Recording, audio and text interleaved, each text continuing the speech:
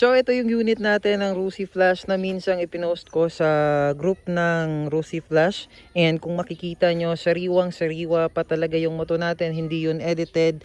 And actually, magpo 4 years na siya ngayong December 20. So, that's the exact date na na-acquire ko siya back 2021 siguro yun. So, magpo 4 years na siya ngayong December. So as you can see, sariwang-sariwa pa yung unit natin kasi inaalagaan talaga natin to. Pero of course, kahit anong alaga pa natin, mayroon talagang mga piyesang napapalitan, yung mga consumables kung baga, aside sa mga sensor. So pagdating naman sa mga sensor, yung sensor natin ay hindi pa natin napapalitan kasi wala pa namang sira aside sa ating speed sensor. So, nung bago pa lang tong motor natin na Rusi Flash kasi version 1 ito. So, lumabas to noong 2019 and 2021 natin to na-acquire.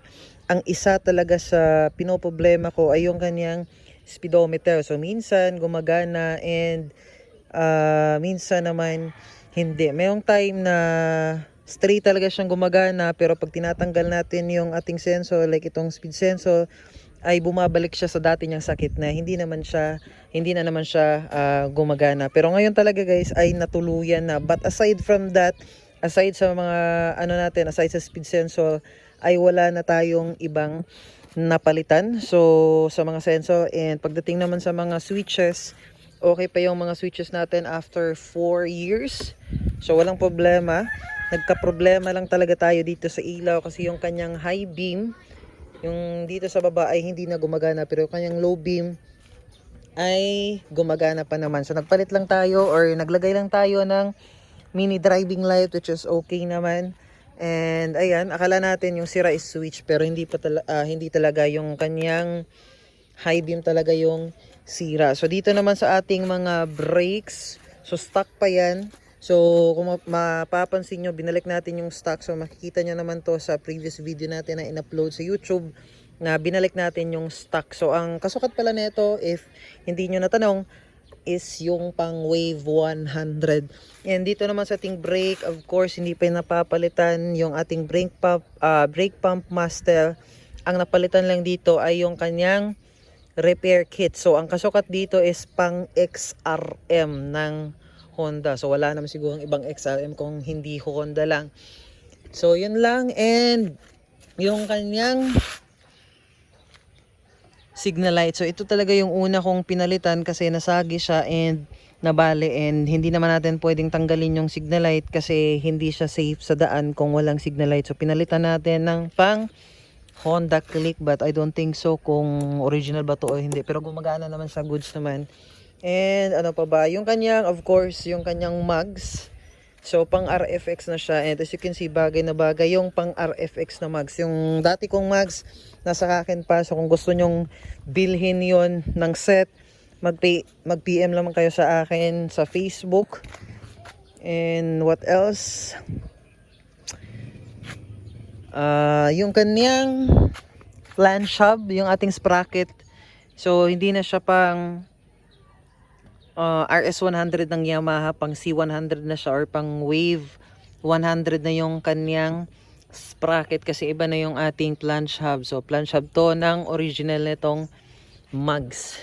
And also pagdating dito sa makina, ang napalitan lang natin dito ay yung kanyang gasket, itong bottom gasket na to, and yung kanyang camshaft holder. So, ang history, bakit nagpalit tayo ng camshaft holder, it is because nung nag-experiment tayo kung ano yung magandang valve clearance. Kasi yung flush natin, pag hindi tama yung valve clearance niya, malagitik kapag mainit na yung makina. So, ginawa natin, nag-experiment tayo, and yun nga, tanggal kabit, and sa katagalan, na-lost thread yung ating camshaft holder kasi doon nakakabit yung tornilyo dito sa head. I don't think so kung kita nyo. So, ayan. Ouch! Ayan, itong tornilyo na to dito, dalawa kasi to. Magkano sila? Ito yung na-lost thread. So, nagpalit tayo ng camshaft. Ayan. So far, yun lang naman yung mga napalitan sa ating motor aside sa mga consumables. So I am planning na papalitan din natin tong ating speed sensor kasi mahalaga to. Kasi ito yung basihan ko dito sa ating kasi pag hindi na yan gumagana, hindi na gumagana yung ating odometer, which is yung odometer natin, yung basihan natin sa interval kung kailan tayo mag-change oil or mag-PPMS ng ating motor. So pagdating sa kaniyang airbox, nagpalit na rin tayo ng anong tawag nito, air filter. Yung fuel pump filter ay nakapagpalit na tayo ng isang beses. Meron akong reserva doon, so hindi ko pa nakikabit kasi hindi pa naman siya hindi pa naman mataas yung kaniyang mileage. So nasa 40 plus or nasa mga 50, hindi ko na matrack. Ayan, so yun lang yung mga napalitan natin sa ating motor sa loob ng 4 na taon. So hindi talaga totoo yung sabi-sabi na kapag China bikes or Rusi ay hindi siya tumatagal sa kalsada. So ito yung patunay na haka-haka lang or wala talagang totoong basihan yung mga pinagsasabi nila sa social media na kapag Rusi daw ay sirain and junk shop, mga ganyan. So hindi natin to masyadong minodify. So as you can see, hindi natin tinanggal yung mga dito sa gilid, pero yun nga, di na natin ginawa yun kasi maganda naman talaga pumahan ng flash. So importante to sa akin tong motor na to kasi ito yung flash na V1. So unang version talaga bago tayo nagkaroon ng RFX na mags, which is maganda na yung makina niya. Well, of course may mga issue pa rin, same lang, lahat naman ng motor nagkakaroon ng factory issue, mga ganyan. So ito talaga yung V1 or version 1. So nung bago pa lang to sa akin, maraming nagtatanong kung saan daw ako kumuha nito, sa branch, kasi wala daw silang masyadong nakikita dito sa Rusi na malapit sa amin. Sa malayo ka kasi to kinuha sa Palo.